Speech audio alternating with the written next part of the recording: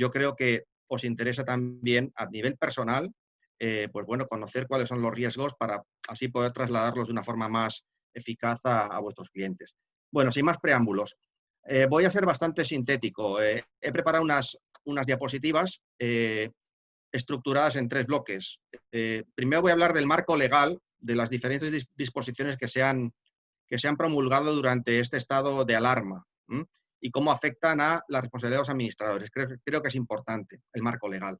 Luego vamos a hablar del escenario económico, el escenario de crisis económica que se avecina, que ya ha empezado, pero que lógicamente pues, está todavía en una fase inicial. Y lo más importante, cómo va a repercutir este escenario en la responsabilidad de los administradores. Y por último, hablaremos de la respuesta del seguro, de la respuesta que se ha publicado en distintos medios, está teniendo el seguro, y más concretamente cuál es la respuesta que Markel está ofreciendo ante esta situación. Y ya por último, aunque lo dejaremos para el final, después de la intervención de IDBO sobre el compliance, me gustaría aprovechar la ocasión pues, para poder responder directamente a aquellas dudas que podáis tener o comentarios, o en fin, generar un pequeño debate sobre esta cuestión. Yendo al marco legal, hay dos reales decretos que son importantes y que se han producido durante los últimos meses. El primero es el Real Decreto de 17 de marzo que se promulgó pocos días después de la declaración de estado de alarma y que establecía pues, una especie de moratoria de la responsabilidad de los administradores durante el estado de alarma. Hay dos ámbitos de responsabilidad diferenciados para los administradores derivados de una crisis económica. Uno de ellos es la descapitalización de las empresas, es decir, que las empresas tengan un patrimonio inferior al mínimo que les exige la ley, que es el 50% del capital, para entendernos, ¿no? De alguna manera, este Real Decreto decía que aquellas deudas contraídas durante el estado de alarma no computarían a efectos de esta causa de disolución empresarial. Eso por lo que respecta a la descapitalización. En cuanto a la insolvencia, que es la otra vertiente de responsabilidad, ya no hablamos de falta de patrimonio, sino de incapacidad de pagar las deudas, y que es el germen de los concursos de acreedores.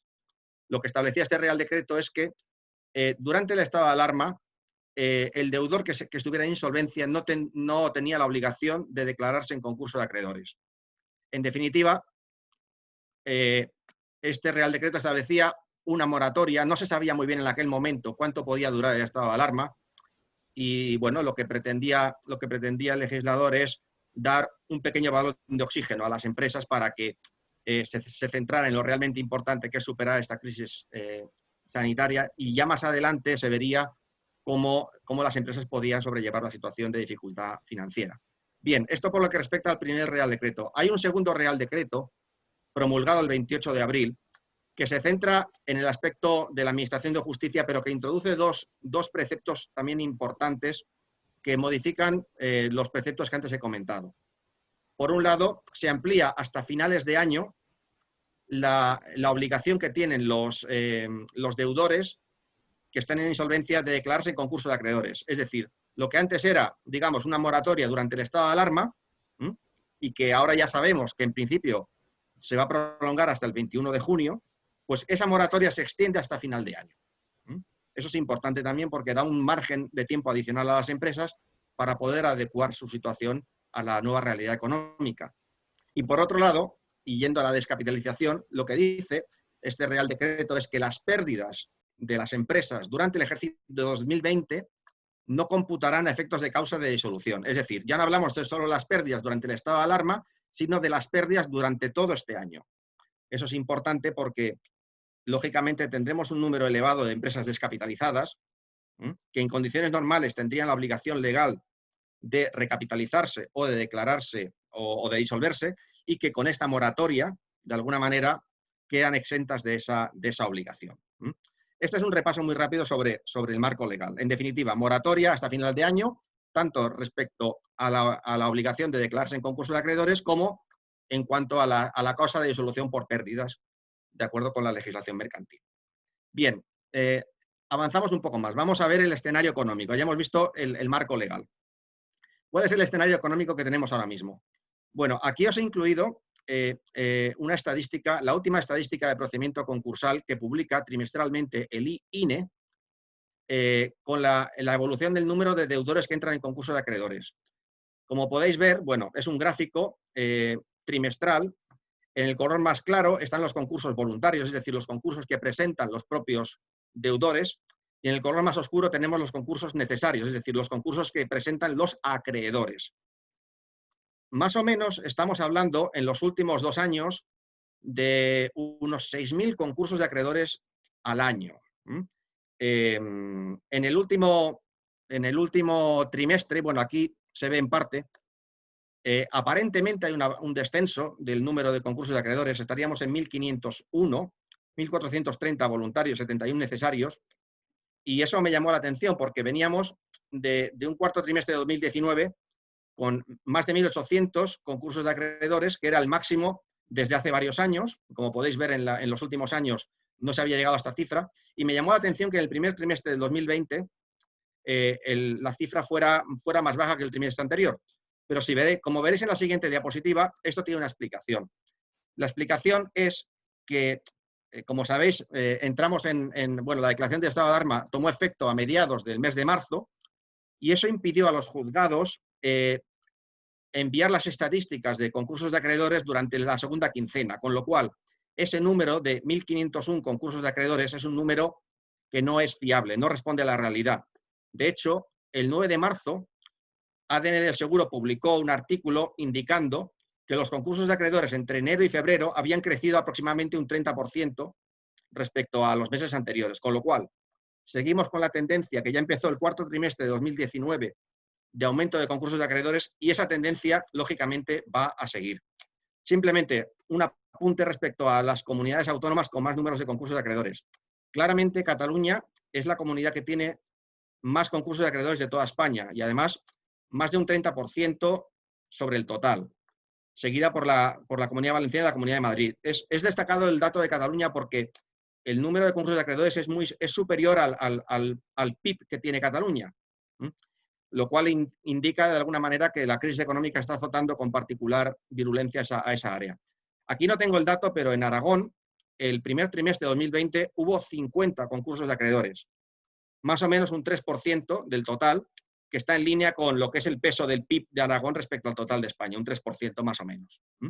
Pero bueno, estos son los datos digamos, del escenario inmediatamente anterior a la crisis del COVID. ¿Qué pasará después? Bueno, aquí tenemos que coger la bola de cristal. Y hay distintos artículos que establecen un escenario poco menos que catastrófico, ¿no? Expansión, el 20 de mayo, decía que más de 240.000 pymes están abocadas al cierre.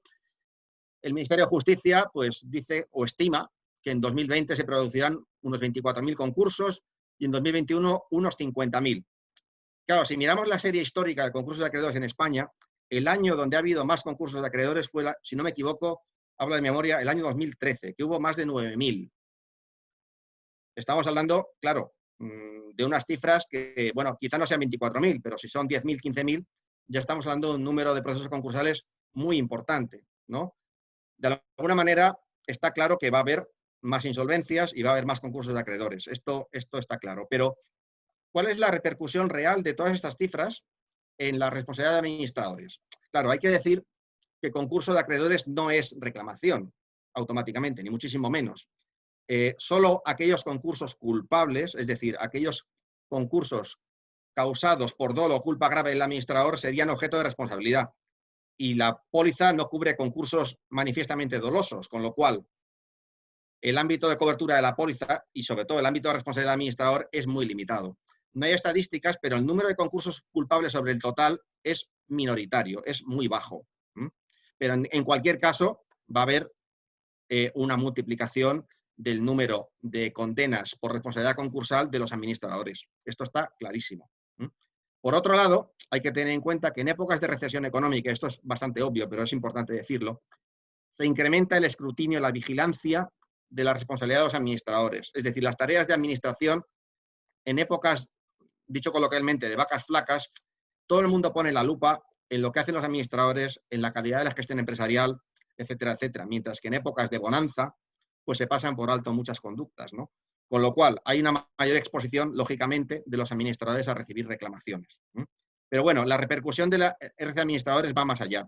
Como veréis en la siguiente diapositiva, tenemos una situación en la que, bueno, todavía en estado de alarma, estamos saliendo de ese estado de alarma y los expertos, asesores financieros, acreedores concursales, las fuentes que he consultado recomiendan no tomar decisiones precipitadas respecto a las empresas. Es decir, hay que esperar a ver cómo las empresas pueden gestionar esta situación, y de hecho ya lo están haciendo, ajustando costes en la medida que pueden, gestionando la situación transitoria a través de los ERTES, etcétera, etcétera, posponiendo vencimientos de deuda, ¿no? De alguna manera, lo que se pretende es dar tiempo a las empresas a que puedan generar flujos de caja suficientes para que cuando la actividad económica se normalice, estén en condiciones de continuar con esa actividad. Pero, lógicamente, habrá empresas que no podrán continuar. Con lo cual, una vez terminada la moratoria del 31 de diciembre, los plazos para que el concurso sea presentado vuelven a correr, y es lógico, ¿no?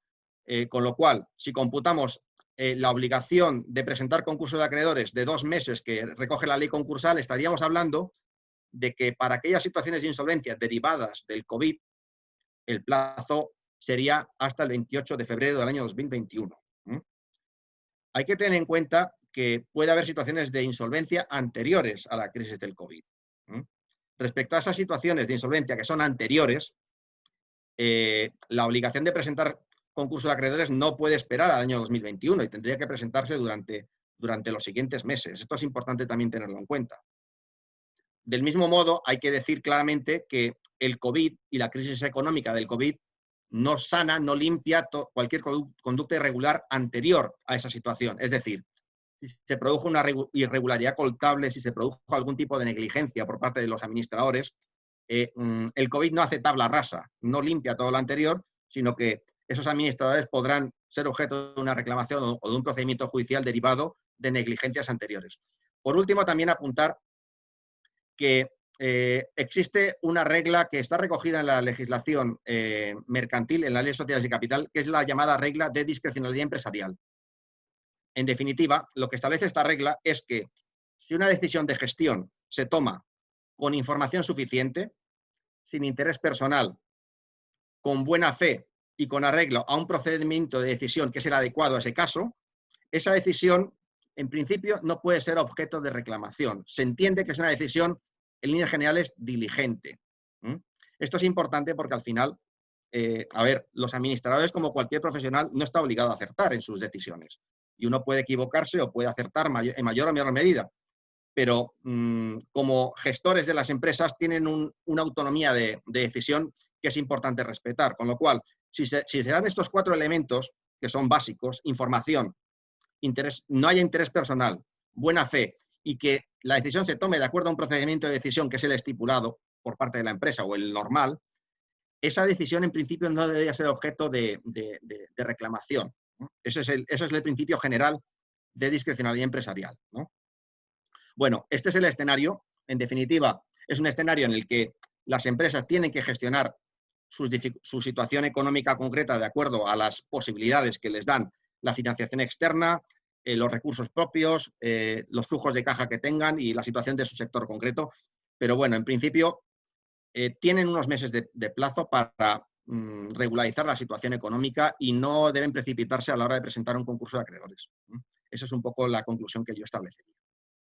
Y bueno, ya por último vamos a hablar de la respuesta del seguro. Y esto me interesa mucho porque durante las últimas semanas he podido leer distintos artículos de prensa, que aquí he incluido en 3 enlaces en concreto. Aquí he incluido los más significativos y que apuntan en una dirección que, bueno, que yo creo que merece algún análisis. Por un lado, en el 28 de abril, Marsh, la consultora y correduría Marsh, advertía sobre un endurecimiento del mercado de D&O. Hablaba de que la crisis del COVID está empezando a impactar en estos seguros, etcétera, etcétera, y bueno, y hablaba ya de un encarecimiento de las pólizas, de restricciones de cobertura, etcétera, etcétera. 28 de abril. El 24 de mayo, el Confidencial publica un nuevo artículo donde habla nuevamente de más coste de los seguros y de restricciones de cobertura. Hablaba muy claramente de que el COVID-19 había disparado el precio de los seguros de D&O, y de hecho se hacían afirmaciones como que las renovaciones de las pólizas de D&O estaban incrementándose al menos un 20% en las primas y en algunos casos hasta el 200%. Y bueno, en tercer lugar os incluyo el artículo más reciente que he podido recoger, que es de 28 de mayo, que recoge una jornada de la Fundación INADE, donde se manifestó que las aseguradoras de D&O estaban empezando a excluir el riesgo de pandemia en sus pólizas.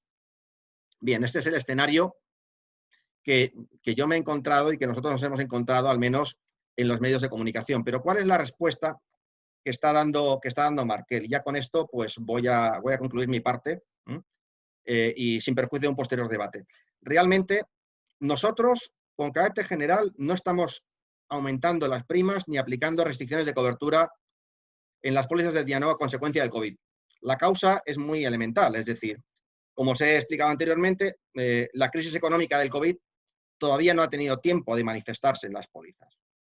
No ha tenido tiempo porque las empresas están todavía, digamos, con una moratoria y la crisis económica derivada del COVID no tiene una repercusión inmediata. Con lo cual, yo creo que es difícil sostener con argumentos que se aumenten las primas o se restrinjan las coberturas ante una situación que todavía no tiene un impacto. Si analizamos la crisis anterior, porque yo he intentado analizar un poco, intentar sacar conclusiones de la anterior crisis económica, fue una crisis más larga, duró entre el año 2008 y 2012, y realmente en las pólizas de D&O, al menos en la cartera de Markel, no empezó a manifestarse de una forma acusada hasta los años 2013 y 2014, que es donde nosotros detectamos un aumento claro del número de reclamaciones. Y ese análisis coincide con lo que vimos en el número de concursos de acreedores. Aunque antes os decía, un concurso de acreedores no significa una reclamación, sí que es cierto que el número de concursos de acreedores repuntó de una forma muy clara en los años, de nuevo, 2013 y 2014. Hay una cierta simetría. Con lo cual, insisto, ahora mismo el contexto del mercado de D&O no justifica, en mi opinión, un aumento de las primas y restricciones de cobertura. Sí que es cierto que en el mercado de D&O, sobre todo en las grandes cuentas, hemos detectado un endurecimiento del mercado. Es decir, un encarecimiento de algunas pólizas y unas determinadas restricciones de capacidad. Pero eso se debe, en mi opinión, y es algo que tengo bastante contrastado, a una situación anterior. Es decir, venimos de una situación de cobertura a primas demasiado baratas en las grandes cuentas, insisto, en los grandes clientes, y eso, lógicamente, hemos llegado a una situación en la que las grandes aseguradoras de D&O, las líderes, AIG, CHAP, etcétera, no pueden sostener esos riesgos a esos precios. Entonces, lo que han hecho es repercutir al alza las primas y restringir coberturas y límites. Eso es algo que nosotros estamos percibiendo, porque estamos en grandes cuentas, en exceso, en coaseguros, y eso es verdad.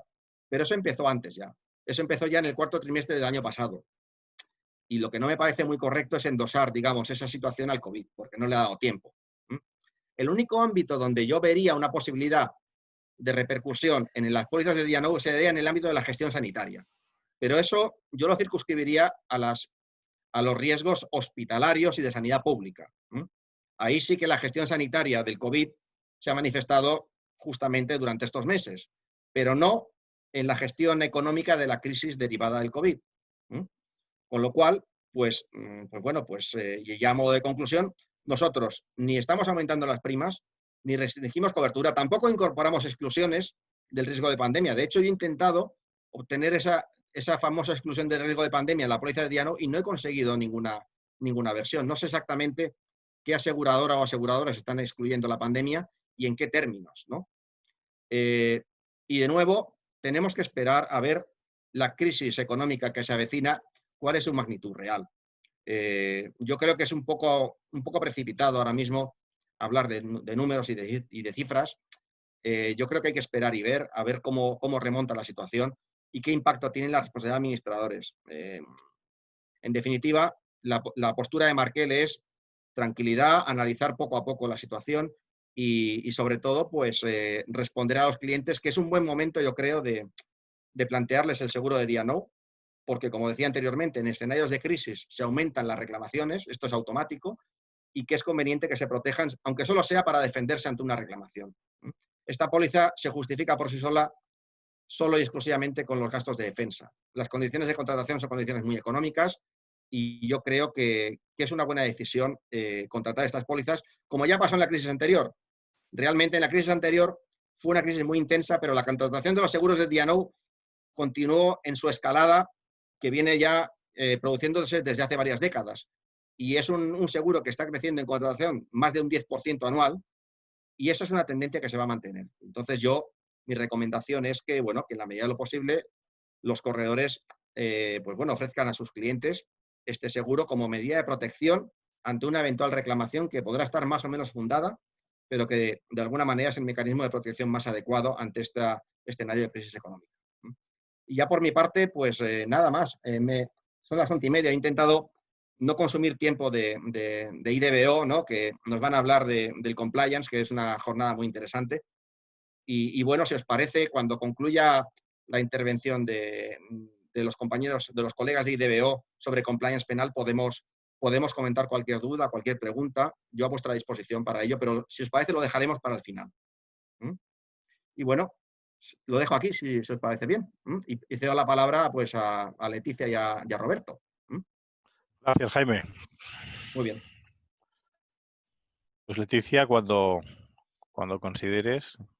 Fenomenal. Gracias, Jaime. Y bueno, muchas gracias al Colegio de Zaragoza. Bueno, yo voy a fenomenal la exposición de Jaime porque además me da mi pie pues, para hablar un poco de lo que es el compliance, ¿no? Hay una sentencia del Tribunal Supremo que dice que los corredores de seguros no deberían vender el compliance sin el D&O o al revés. No se debería vender un D&O sin el compliance. ¿Por qué? Porque es como dos caras de la misma moneda. Al final de lo que se trata es de proteger al empresario. Como todos sabéis, no se puede proteger a un empresario de los riesgos procedentes de dolo. Ningún seguro del mundo os va a proteger si decidís planear un delito. Si alguien decide voy a planear un delito, voy a matar a mi suegra, por ejemplo, pero previamente voy a contratar un seguro y entonces que me va a cubrir absolutamente todo. Pensad en cualquier delito del mundo y ninguno va a estar cubierto, porque el artículo 80 de la Ley del Contrato de Seguro dice que no se puede proteger, no se puede asegurar la responsabilidad procedente de dolo. ¿Qué pasa? Que, bueno, ya desde 2010, pero sobre todo con la reforma de 2015 del artículo 31 bis del Código Penal, ¿no? Que es un artículo así que suena ahora mucho, se ha introducido el compliance, es decir, la responsabilidad penal de las personas jurídicas, que es de lo que vengo a hablar hoy aquí, de cómo las personas jurídicas cometen delitos y de cómo les podemos proteger frente a la comisión de ese delito. Bien, yo voy a dar por hecho de que todos los que estáis aquí presentes sabéis lo que es el compliance y voy a tocar ciertas cosas muy por encima. Pero si por favor tenéis alguna duda, interrumpidme porque a lo mejor doy por hecho que algunas cosas que pues para mí son obvias porque me dedico a esto todos los días, pues a lo mejor en el lenguaje de la calle todavía no están así tan introducidas. Por ejemplo, para mí el 31 bis es muy conocido. ¿Por qué? Porque seguro que os sonará a todos que el Real Madrid, el Barça ya estuvieron imputados por el artículo 31 bis del Código Penal. Todos sabemos cómo a las personas físicas se les puede imputar un delito. Yo soy persona física, cometo un delito, me pillan, un juez me juzga y voy a la cárcel o me ponen una multa. Las personas jurídicas, ¿cómo cometen los delitos? Bueno, esto es más difícil de entender. Al final siempre, y hay autores que lo critican y dicen esto no deja de ser una entelequia, ¿no? Al final siempre detrás hay una persona física que comete el delito que se imputa a las personas jurídicas.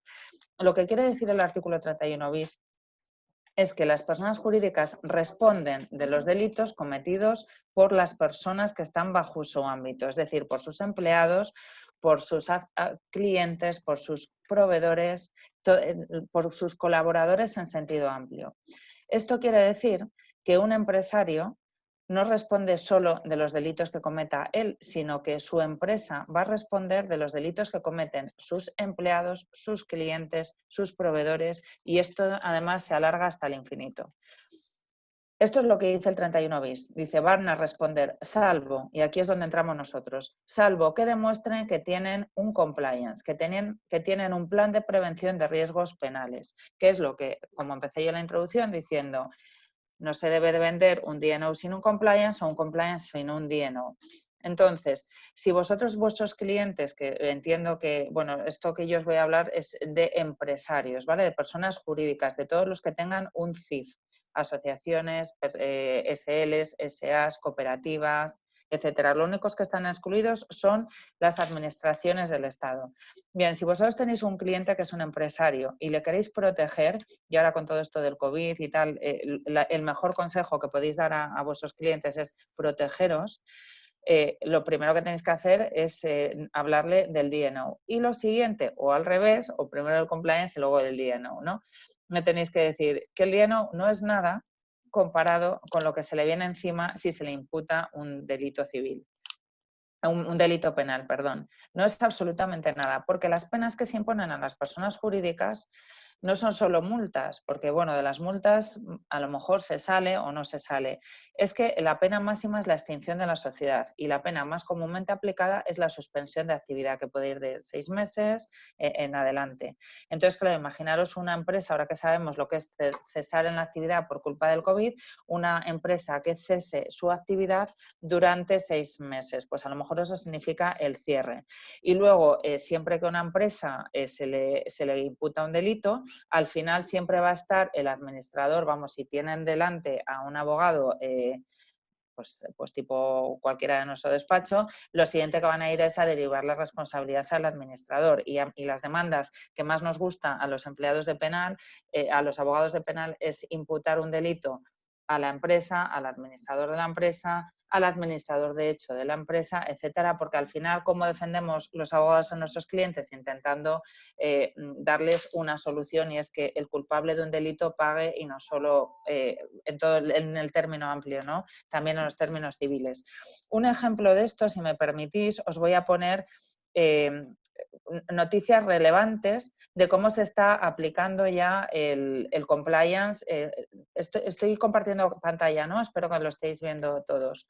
Vale, cómo esto que empezó siendo un poco raro, como las personas jurídicas podían cometer delitos, bueno, pues os voy a poner por sectores qué ejemplos prácticos tenemos ya de aplicación. Bueno, pues piden 2 años de cárcel para un director de hotel por ruidos. Pues esto es un ejemplo ya que ya salen en los periódicos en huelvaya.es. Todos los ejemplos que os voy a poner son ejemplos de aplicación del artículo 31 bis del Código Penal, ¿vale? Que es el compliance, es decir, que se imputa la responsabilidad a la empresa y acaba pagando el administrador y la empresa. 8 años de cárcel para 2 constructores de Sabiñao por fraude a la seguridad social y alzamiento de bienes. 6 meses de cárcel para un empresario que invadió un solar sin pagarlo. Condenan a 2 empresarios de la construcción por no pagar a los trabajadores y falsear los documentos. Aunque este es el titular que sale en los periódicos, todo lo que hay aquí detrás es 31 bis y acaba respondiendo a la empresa. Noticias relevantes en el término de la hostelería, que ahora es un sector muy, muy castigado con esto del COVID.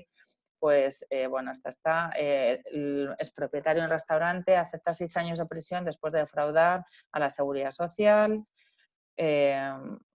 fraude fiscal, un dueño de un restaurante por explotar a migrantes para reformar su local. Esta noticia además es muy, claro, aquí estaba, el dueño de un restaurante estaba subcontratando además a una empresa.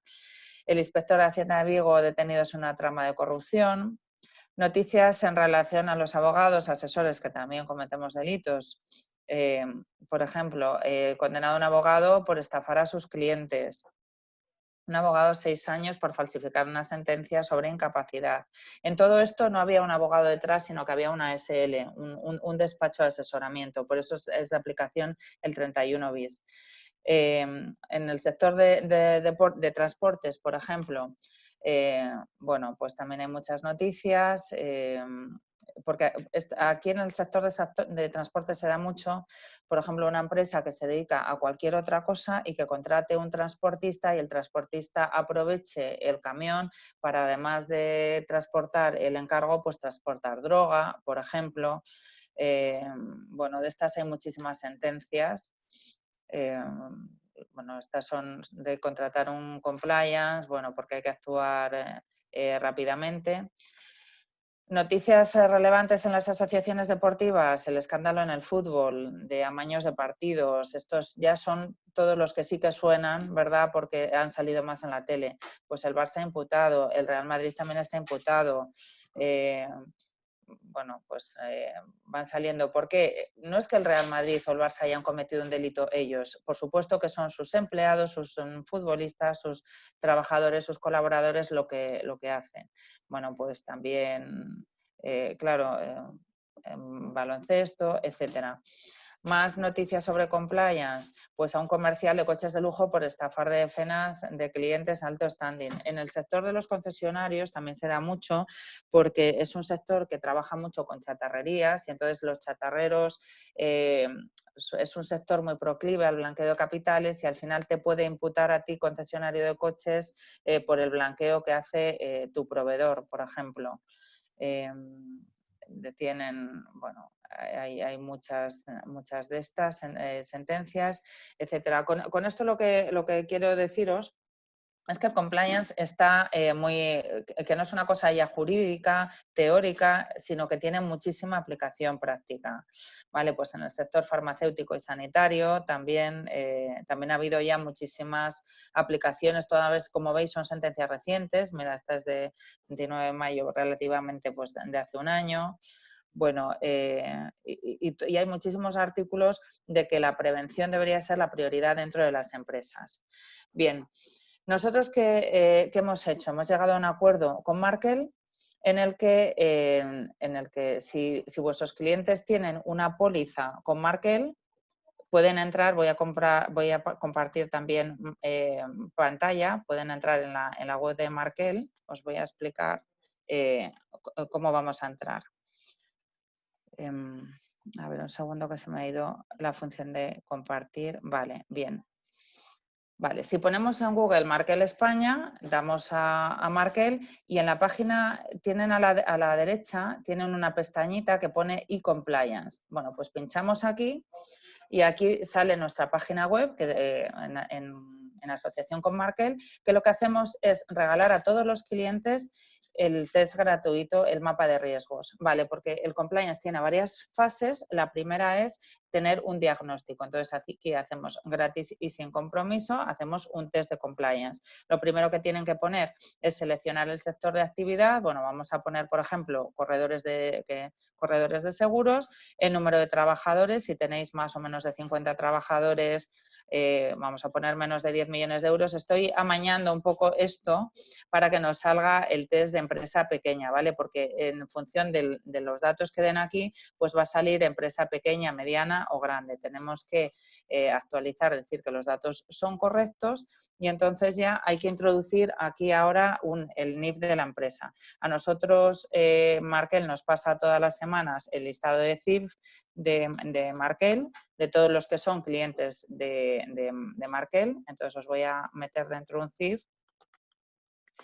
Y si sois clientes de Markel, pues entonces nosotros lo vamos a identificar, ¿vale? Voy a dejar de compartir pantalla. El test es un test muy sencillito. Es un test muy sencillito. A ver, un segundito. Que voy a intentar compartir. A ver, perdonad, son los problemas del directo. A ver, voy a entrar otra vez. Bueno, el test lo podéis hacer tranquilamente con vuestros clientes siempre. A ver, voy a compartir pantalla otra vez.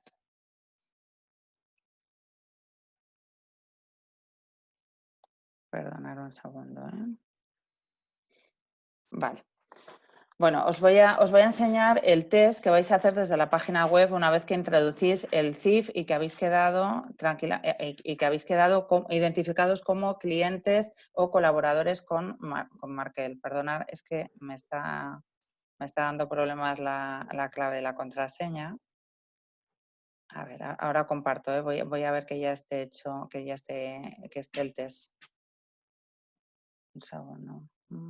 Bueno, para darle un poco de tiempo a Leticia, ¿no? Mientras prepara esto, comentaros que este servicio de compliance que tenemos acordado con IDBO es un servicio del que se pueden beneficiar cualquier cliente y también las corredurías que trabajan con Markel, pero cualquier asegurado, por el hecho de tener una póliza de seguros contratada con Markel, puede tener acceso al servicio que ofrece IDBO, Esto ¿no? que Esto comenta es Carlos es una muy puntualización. importante. Es importante, sí. Es muy importante porque, simplemente a modo introductorio, como bien comenta Carlos, es un servicio que tiene dos vertientes. La vertiente corredor que colabora con Markel, ¿no? Que no tiene por qué ser cliente, de hecho casi todos no son clientes, pero es un corredor que colabora con Markel y que tiene un módulo de preguntas diferenciadas, porque los corredores de seguros es un sector pues regulado, un sector, digamos, especial, y luego tiene las preguntas relativas a los clientes, corporativos de Markel, que, bueno, y es un módulo diferenciado. Son preguntas muy sencillas que se responden con un sí, con un no, como ahora os mostrará Leticia. Y realmente yo lo único que os puedo comentar es que a la hora de seleccionar al partner de compliance, fue un proceso bastante laborioso dentro de la empresa. Y bueno, estamos muy satisfechos con la elección de IDBO porque bueno, consideramos bueno, que hemos conseguido una herramienta que además es exclusiva de Markel, tanto para los corredores que trabajan con nosotros como para nuestros clientes, ¿no? Que a través de un formulario que se tarda unos minutos, es realmente sencillo, porque son preguntas de sí o no, ese formulario os va a generar un diagnóstico, tanto a vosotros corredores como a los clientes, un diagnóstico del riesgo penal que asume o la correduría o el cliente en su caso, ¿no? Y es un diagnóstico totalmente gratuito que no genera ningún tipo de compromiso, ningún tipo de vinculación. Y a partir de ahí, con ese diagnóstico en la mano, pues podréis decidir si seguís adelante con el plan de compliance o bien pues consideráis que vuestros riesgos están bien atendidos. Nosotros, al margen de esta colaboración, estamos trabajando en nuestro compliance penal. Markel España está trabajando con IDBO en nuestro compliance penal, porque al final es una herramienta de gerencia de riesgos. Los seguros no pueden abarcar todas las eventualidades y estamos hablando de una herramienta de consultoría y de gerencia de riesgos. En definitiva, lo que pretendemos es hacer las cosas mejor para protegernos, ¿no? y para que de alguna manera tengamos una respuesta en caso de que, Dios no lo quiera, pero en caso de que tengamos un procedimiento penal corporativo, pues tengamos los elementos suficientes para justificar que realmente las cosas se están haciendo de una forma correcta dentro de nuestras organizaciones, ¿no? Y dentro de las organizaciones de nuestros clientes. Y en ese sentido, pues realmente todo el esfuerzo que ha hecho Markel en esta herramienta no genera para nosotros ningún tipo de ingreso. Hemos intentado ofrecer a nuestros clientes y a los corredores que trabajan con Markel las mejores condiciones posibles y una herramienta que sea seria, que sea rigurosa. Evidentemente son bastantes preguntas, son más de 50 preguntas, pero no se tarda demasiado en cumplimentarlas y yo recomendaría a los clientes que al menos probaran la herramienta simplemente para ver cuál es su foto, ¿no? Su diagnóstico de riesgos y a partir de ahí que tomen sus decisiones, ¿no? Simplemente es una recomendación o comentario. Y bueno, Vale. vuelvo a Leticia, que Sí, ya tiene el texto. gracias, Carlos y Jaime, por el capote que me habéis echado, porque bueno, se me quedó bloqueada la pantalla y era incapaz de ir ni para adelante ni para atrás. Bueno, recopilando lo que he hecho hasta ahora, he entrado en markel.com.es, a la derecha aparecía e-compliance, pincháis ahí, sale nuestra página, he dado al botón de hacer el test de forma gratuita, entonces ya nos sale este test. Bueno, yo he registrado mis datos, entonces aparecen, bueno, y el test, hay varios test. Podéis entrar como corredor de seguros, como pyme, como sector de concesionarios, tenemos algún tipo de sectores, ¿no? Entonces, bueno, yo había entrado en uno, os he hecho un ejemplo, son unos test, es un test muy sencillo que de verdad no vais a tener que necesitar al abogado para que os ayude a contestar las preguntas, vais poniendo aquí sí, no, etcétera, pues asesora al despacho, en este caso la correduría, en materia de planificación fiscal, en materia de excisiones, valores, etcétera. Bueno, y aquí son preguntas todas que se responden con sí o no. Este test, como ya he dicho, es gratuito, ¿vale? Simplemente con poner un CIF de Markel, de ser cliente o colaborador de Markel, os va a dar acceso al test y al resultado. Una vez que realizas el test, das a enviar y lo que te sale es el mapa de riesgos, ¿no? que el mapa de riesgos es este de aquí, o sale algo parecido a esto. Bueno, depende del resultado de las preguntas. Se divide en dos partes. Por una parte, si hay o no faltas de medida de control, es decir, si tenéis compliance, si tenéis políticas de proveedores de homologación de proveedores, si tenéis código ético, si tenéis canal de denuncias, etcétera. Y luego la segunda parte, si hay riesgo de delitos. Pues en atención a las preguntas que hayáis contestado con sí o no, pues va a salir en este ejemplo que yo he puesto para estafa, sale un riesgo de un 47,14. Pero, por ejemplo, para delitos contra Hacienda y Seguridad Social, pues un 78,73. Vale, hasta aquí es la parte que es gratuita. Y esto lo podéis hacer para vosotros, para vuestras corredurías y para todos vuestros clientes. Con esto les estáis regalando la primera parte del compliance. Vale, ¿qué pasa si un cliente o vosotros mismos decidís, vale, pues yo quiero seguir adelante, ya he visto el mapa de riesgos, me ha asustado o no, pero bueno, considero que esto lo tengo que tener, entonces podéis seguir adelante con la compra.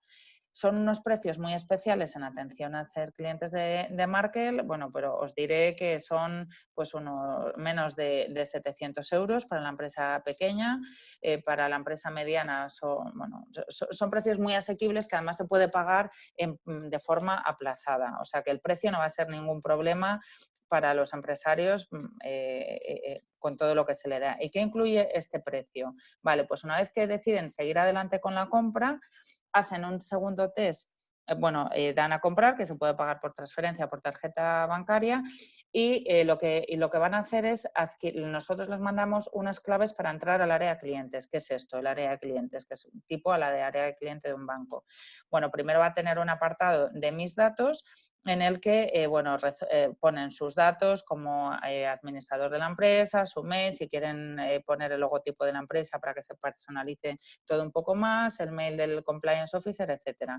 En segundo lugar, lo que les damos es el código ético, que el código ético es uno de los grandes pilares del compliance. El código ético es la política, los protocolos de la empresa diciendo a todo el mundo que no van a cometer delitos, que tienen una política de tolerancia cero frente al delito. Y eso respecto a todo el mundo. Es totalmente personalizado. En el momento que realicen el pago, a los 5 minutos se les genera tanto el código ético como el plan de cumplimiento tiene el ámbito de aplicación, el objeto, por ejemplo, los valores fundamentales. Siempre que aquí pone consultora de prueba, pues pondría la empresa, en este caso Correduría Manuel López, pues pondría Correduría Manuel López, tiene unas señas de identidad claras, etcétera, y aquí les daremos por los valores fundamentales, los principios rectores, etcétera, las normas de conducta, que son muy importantes. Todo esto es lo que luego tiene que dar a conocer a sus empleados y además, como tiene que estar, no solo a los empleados, como tiene que estar accesible a absolutamente todo el mundo, nosotros lo que recomendamos es que lo pongan en la página web.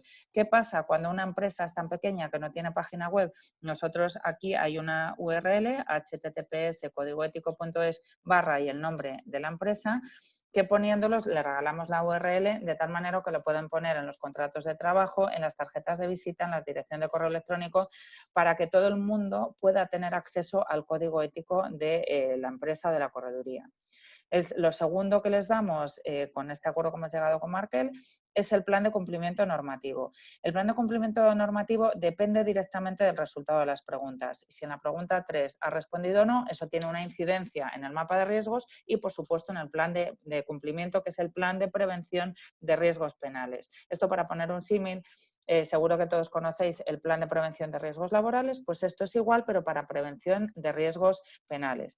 Por ejemplo, si os ha salido que tenéis un riesgo de blanqueo de capitales, pues os va a aparecer aquí a la izquierda. Aquí a la izquierda solo van a salir los delitos para los que hayáis obtenido un riesgo. Si vosotros habéis obtenido un riesgo cero en delitos, por ejemplo, de financiación ilegal de partidos políticos, pues esto no os saldría. O de radiaciones o delito nuclear y de radiaciones ionizantes, pues a una correduría de seguros seguro que no le sale eso en el plan de cumplimiento. Es decir, es totalmente personalizado. Vale, por ejemplo, os ha salido blanqueo de capitales, que seguro que a los corredores de seguros por el sector de actividad y pues si lleváis seguros sobre vida, pues sois sujetos obligados frente a las de PLAC, os va a salir que hay un riesgo de blanqueo de capitales. Pues aquí os decimos lo que no podéis hacer y lo que sí que podéis hacer.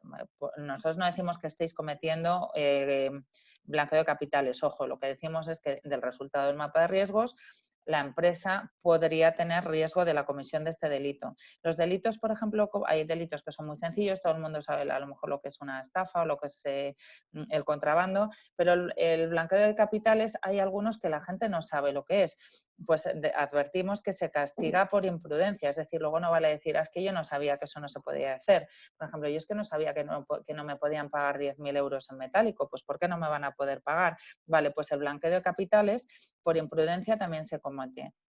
Decimos, el esquema de todo el plan de cumplimiento es igual, damos por un lado las conductas prohibidas, es decir, lo que no pueden hacer, no pueden aceptar pagos o transferencias en la que no quede constancia del origen de los fondos, por ejemplo. Y también decimos lo que tienen que hacer, lo damos desde el punto de vista negativo y positivo. Y aquí salen todas las medidas que deberían adoptar la empresa para no cometer blanqueo de capitales. Bueno, esto es un ejemplo, ¿no? Y así con absolutamente todos los delitos para los que les haya salido riesgo. Vale, el tercer gran pilar de lo que es el compliance es la formación al responsable. Y seguro que en estos tiempos os bombardean con cursos de compliance, etcétera. Bueno, pues nosotros también está incluido en el precio la formación, que consiste en un manual de responsabilidad penal, que es lo que tienen que tener para el compliance officer, etcétera. Bueno, que está muy bien el manual, pero además damos unos cursos interactivos. Tienen que poner aquí el nombre del compliance officer y les damos acceso a cursos online, que son, sin mal no recuerdo, 12 cursos, que son vídeos, PowerPoints. Al final de cada curso hacen un test y si lo superan con éxito pueden... 19. 7 vale, PowerPoints y 12 vídeos, cada uno con su cuestionario. Exactamente. Es que cada día la herramienta la vamos mejorando y vamos metiendo pues novedades, mejoras. Entonces, Leticia, bueno, pues sí. Permíteme, no, una consulta. Disculpa que te Sí. interrumpa. Antes nos has mostrado una serie de ejemplos prácticos de distintos sectores. Yo Sí, imagino que eso se podrá compartir con el colegio, ¿verdad? claro, Esos sí, ejemplos. sí, sí, sí. No he visto ninguno, quizás es que bueno, no hay sentencia o no están incluidos en ningún artículo, ningún ejemplo relativo a corredurías o a corredurías de seguros o Uy, aseguradoras, ¿no? ¿Podrías comentarnos simplemente sí, sí, por sí, encima sí, algún ejemplo, sin dar, obviamente evitando los datos vale, personales y demás, pero yo creo que sería interesante vale, ilustrar un pues, poco. vale, pues os voy a poner un ejemplo que llevamos aquí en el despacho, que además lo estoy llevando yo personalmente como abogada de la correduría. Fue una correduría que conocí a través de Markel, además, les estaba contando esto del compliance. Yo creo que fue ya hace un año y pico, yo creo que no se lo creían mucho esto de que les iba a llegar una denuncia y no les vendí en ese momento el compliance, pero me llamaron al poco tiempo con el siguiente problema. El nombre de la correduría no os lo voy a decir, pero sí el denunciante, ¿vale? Acierto.com. Resulta que esta correduría pues era una correduría familiar, con yo creo que menos de 10 empleados, y resulta que tenían colaboradores por las tardes. Y uno de estos colaboradores se estaba divorciando, estaba atravesando unas dificultades económicas que mis clientes sabían o no sabían, no tengo absolutamente ni idea, tampoco me interesaba, pero el caso es que este colaborador por la mañana trabajaba en acierto.com. Acierto.com, no sé si sabéis cómo funciona, la gente pide solicitudes, cotizaciones de presupuestos online y entonces Acierto pues lo distribuye. Vale, entonces él se quedaba con algunos datos, la forma de trabajar de Acierto es que les pagan X seguros y el resto, por más que trabajen, pues no se lo remuneran. Entonces este chico lo que hacía se quedaba todos los días con 3 o 4 teléfonos y luego los ofrecía, les llamaba por las tardes y los ofrecía a través de la aseguradora.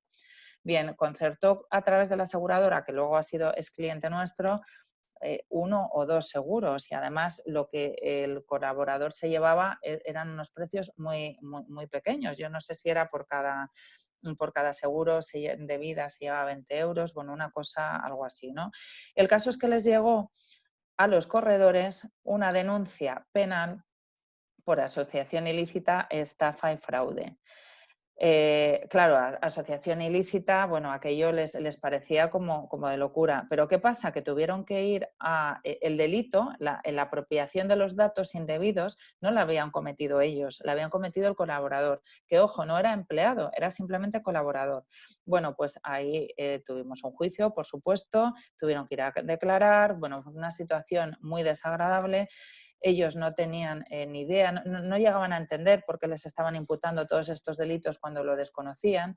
Y la respuesta era muy sencilla. La respuesta es porque ya está en vigor la reforma del artículo 31 del Código Penal y todas las empresas responden de los delitos cometidos por sus empleados, proveedores, clientes, colaboradores en sentido amplio. Al final fue un juicio, lo ganamos en primera instancia porque, bueno, permitidme, ¿no?, que decir que tuvieron una buena defensa, pero claro, Acierto ha recurrido y ahora está en la audiencia provincial. Entonces, todavía la pesadilla para estos corredores no ha terminado. Vamos a ver qué dice la audiencia provincial. O sea, claro, es verdad que os he puesto unos ejemplos, los más conocidos, el Madrid, el Barça, y luego los de los delitos más comunes, Hacienda, blanqueo de capitales, seguridad social, etcétera, pero se responde, las personas jurídicas responden de los delitos que cometen otros. Entonces, todo esto que os estoy contando, porque hay que tener un código ético, porque hay que tener un plan de cumplimiento, porque hay que dar una formación al responsable. Bien, porque esta es la barrera, el modo que tienen las empresas de protegerse para que no les imputen los delitos cometidos por otros. Del artículo 31 bis no quiere decir que se responda de los delitos, de todos los delitos del Código Penal. Por ejemplo, nunca vas a responder por el asesinato de otro, porque el asesinato se considera que es un delito netamente individual. Pero sí que se responde, por ejemplo, de acoso. El acoso cometido por uno de tus empleados o el delito de odio, si tienes un empleado que es racista, se responde de ese delito tú como dueño de una empresa.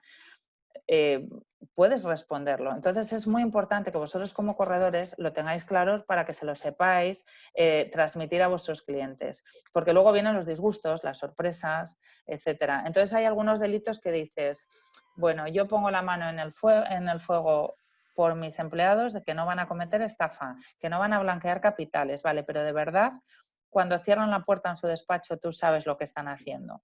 Me refiero a delitos sexuales, a delitos de discriminación, a este tipo de delitos que se cometen en la intimidad, ¿no?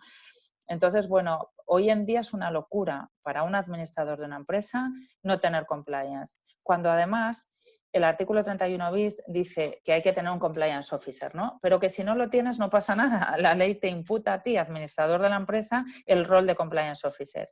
¿Qué pasa con las corredurías, con las empresas que tienen un órgano de administración? Pues todos los miembros del órgano de administración se consideran compliance officer, es decir, todos responden. Porque entonces, ¿esto a quién va dirigido? A los dueños, a los administradores de las empresas. Son los que tienen que protegerse de los delitos cometidos por otros. No sé si respondo a tu pregunta, Jaime, o me voy un poco por los cerros de Úbeda, pero... Sí, perfectamente. Has respondido Vale. exactamente Vale. en esos términos. No, y además es interesante porque el ejemplo que has puesto del acoso Sí. puede tener una vertiente de cobertura en las pólizas de día, no, pero no necesariamente. Aquí la póliza de seguros y la responsabilidad penal corporativa no cubierta por una póliza pueden coincidir o no dependiendo de las circunstancias. Las pólizas tienen un mecanismo de protección muy concreto, sujeto a una serie de condiciones, mientras que el servicio de compliance penal va por otros derroteros. Es decir, lo que permite el servicio de alguna manera, si no lo he entendido mal, es eximirte o atenuar tu responsabilidad, no tanto que te Claro. defiendan o no. Claro. Es decir, la defensa Claro. es simplemente, a través de la póliza de día no, en algunos casos se puede repercutir el coste de los gastos de defensa, pero ya está. Es decir, la póliza de día no nunca te va a dar un servicio de compliance, no te va a asesorar sobre cómo cumplir, sobre cómo atender tus riesgos penales, etcétera, etcétera, ¿no? Claro. Pues bueno, pues yo creo que hay bastante complementariedad y como bien has apuntado, hay varias sentencias que apuntan a la conveniencia, sino a la necesidad de tener ambos mecanismos de protección. El seguro por un Claro. lado y el plan de cumplimiento penal por el otro. Nosotros en España, pues ya lo sabes, Leticia, estamos trabajando en nuestro plan de compliance. Nos hemos dado cuenta que no lo hacemos del todo bien en todos los ámbitos, como todo el mundo, ¿no? Al final no somos perfectos, ¿no? Y bueno, pues en una multinacional es más complicado el tema de gestionar este plan de compliance, pero a un nivel más local yo creo que debe ser más sencillo y más asequible para nuestros colaboradores corredores y para nuestros clientes, ¿no? Y bueno, el tema del compliance penal es una de las, digamos, de los logros que hemos conseguido en Markel, del que estoy más satisfecho, porque realmente complementa muy bien el seguro en la medida que el seguro no puede atender todo este tipo de situaciones. Y yo creo que bueno, que la experiencia nos está demostrando que bueno, que está teniendo buena acogida por parte de tanto de la mediación como de nuestros clientes, ¿no? Pero bueno, a partir de ahí, pues evidentemente cada empresa tiene la última palabra, ¿no? Pero bueno, Claro. las condiciones desde luego son muy competitivas. Lo que vemos en el mercado, pues bueno, dista bastante. Sobre todo la herramienta online, que es una herramienta muy bien pergeñada, creo yo. Claro, sí, poniendo un ejemplo que todos vais a entender, cuando empezasteis a comercializar seguros para la vida, pues aquello era muy costoso, tenéis que hacer un montón de test, pedíais un montón de formularios, de documentación médica y ahora, sin embargo, podemos contratar un seguro de vida online. Pues esto se trata un poco de lo mismo. Las multinacionales como Markel, pues el proceso de hacer un compliance es un poco más complejo, pero claro, al final nosotros lo que hemos hecho es poner nuestro conocimiento de hacer compliance a grandes empresas y permitir dárselo a las pequeñas empresas, porque al final, por el hecho de tener compliance, solo por tenerlo, ya tienes, en el caso de que tengas un problema penal, un atenuante frente a Fiscalía, que un atenuante supone o por lo menos un grado de rebaja en la pena. Y en el caso de que además de tener compliance lo cumplas, encima es eximente.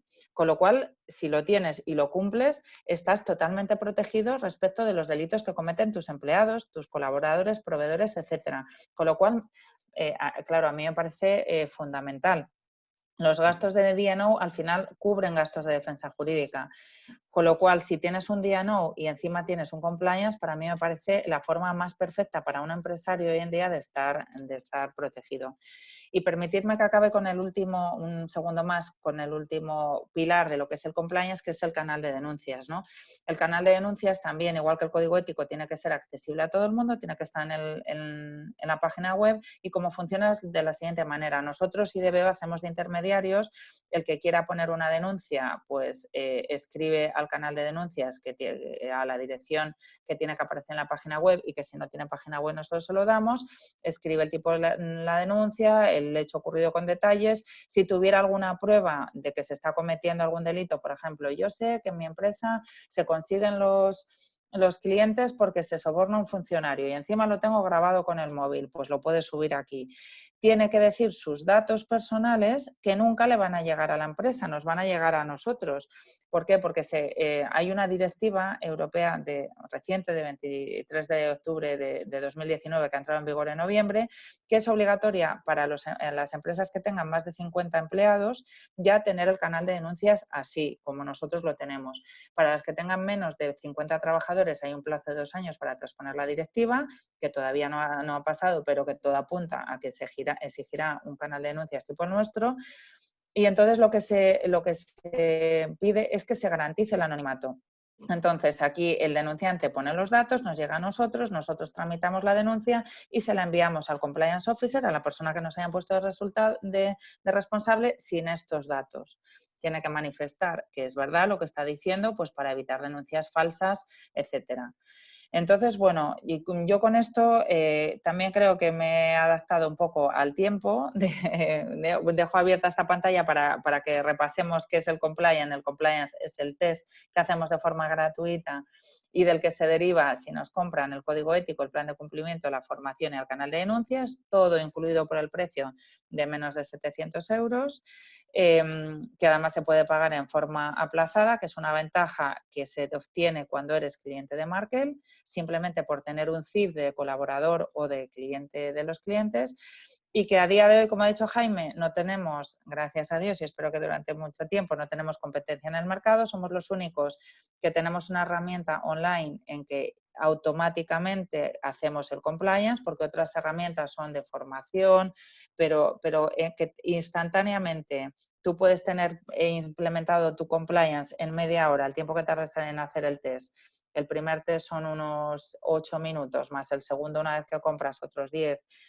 Vamos, que media hora lo puedes tener a un precio imbatible. Nosotros hacemos planes de compliance presenciales a empresas por otro precio que no tiene absolutamente nada que ver y que lo hacemos así porque hemos optimizado nuestros recursos y lo hemos automatizado en una herramienta online. Y con esto doy por finalizada mi intervención y no sé si hay alguna pregunta o... Pues si os parece, Carlos, Leticia, Roberto, bueno, y Laura, podemos dar paso a consultas que pueda haber, preguntas. Sí, posibles preguntas que hubiesen, Laura, sí. A ver si hay preguntas. Pilar, ¿puedes controlarnos si tenemos preguntas para hacerles a Leticia, Roberto, Jaime o Carlos? Pues no tengo ninguna pregunta. ¿Nadie pone nada en el chat? No han puesto nada en el chat. Qué raro. Vaya por Dios. Eso es me que lo hace hemos raro. dejado muy claro todo. Bueno, está todo absolutamente claro, o bueno, me parece... Bueno, de todos modos, a ver, el colegio tiene nuestros datos, ¿no? Nuestros correos electrónicos, porque en un momento determinado, un rato más tarde o cuando consideren conveniente, nos quieren hacer alguna consulta.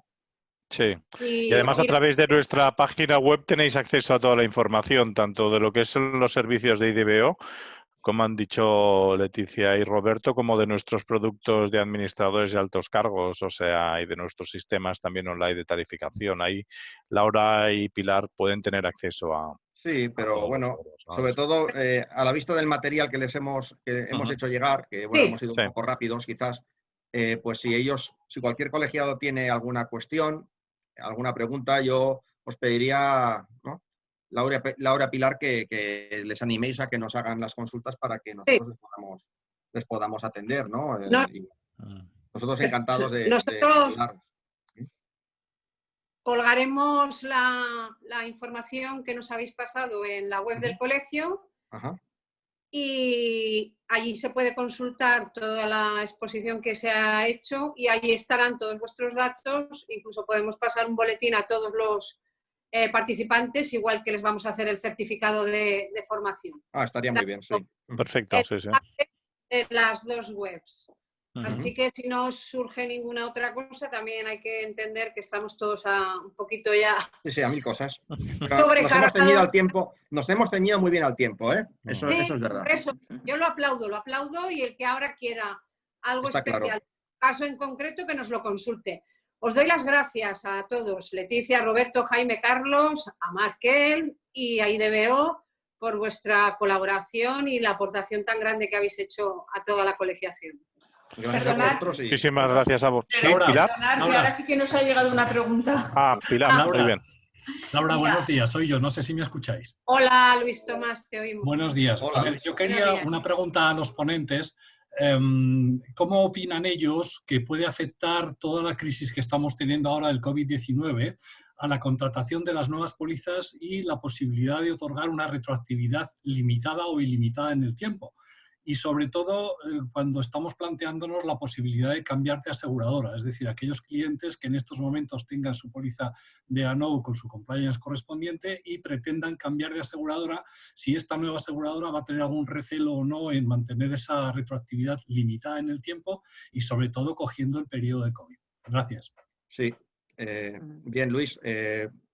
Por mi parte, bueno, te puedo decir que en principio la respuesta del seguro de D&O viene fundamentalmente de responsabilidad de los administradores por la crisis económica y por la gestión de la crisis económica derivada del COVID, más que la crisis sanitaria que se circunscribe al ámbito sanitario, ¿no? Es decir, es de alguna manera lo que he intentado exponer, ¿no? Es una repercusión que se va a ver en los próximos meses, no es inmediata, pero en cualquier caso, y respecto a la cobertura temporal, en ese sentido te puedo decir con tranquilidad que Markel no tiene intención de restringir la cobertura temporal a circunstancias posteriores al COVID. Es decir, tanto para los clientes que ya tenemos como para los nuevos que podamos tener, la regla general es que se ofrece una cobertura con retroactividad ilimitada. Es decir, se ofrece una cobertura para reclamaciones presentadas durante la vigencia de la póliza por hechos anteriores a la misma, ¿no? Esto es la regla general de este tipo de pólizas y es una regla que no se va a ver afectada en principio por la crisis del COVID, ¿no? En ese sentido, tanto para clientes nuevos como para clientes que quieran cambiar de aseguradora, pues en principio tendrían una cobertura ilimitada en el tiempo, una retroactividad ilimitada.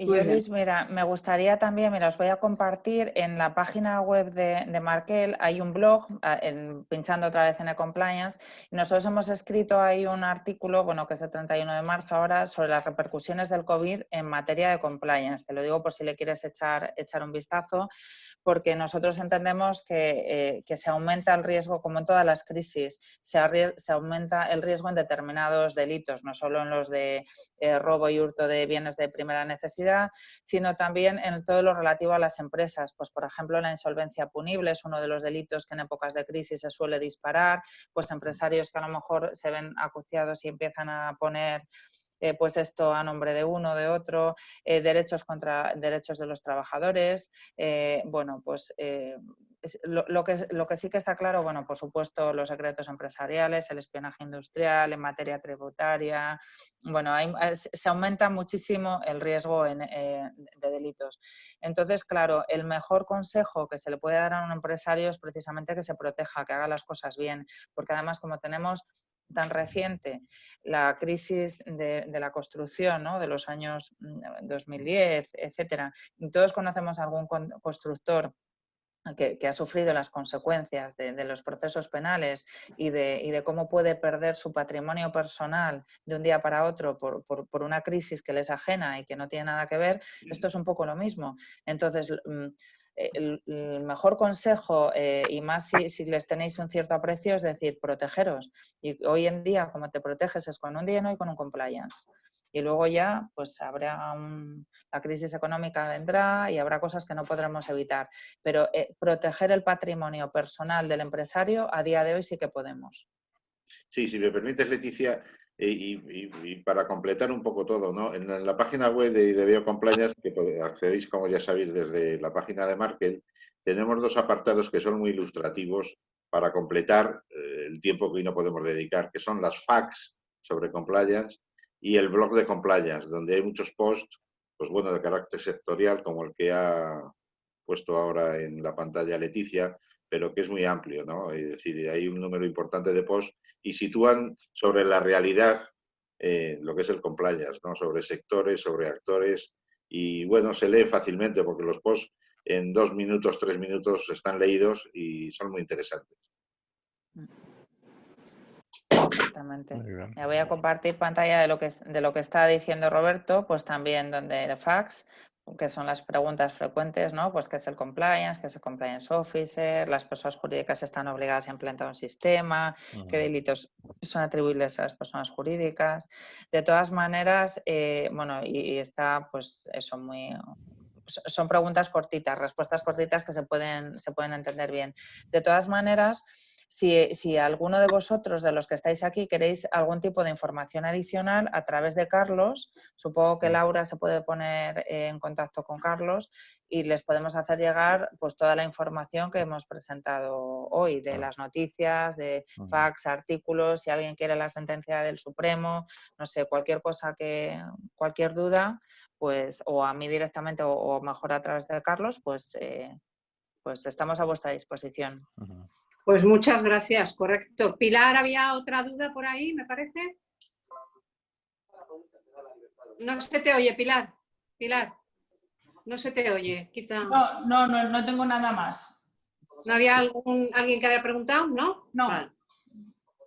Bueno, pues muchas gracias de nuevo. Muy bien. Gracias a vosotros y al colegio, Gracias Laura. a vosotros. Ha sido un Muchas placer.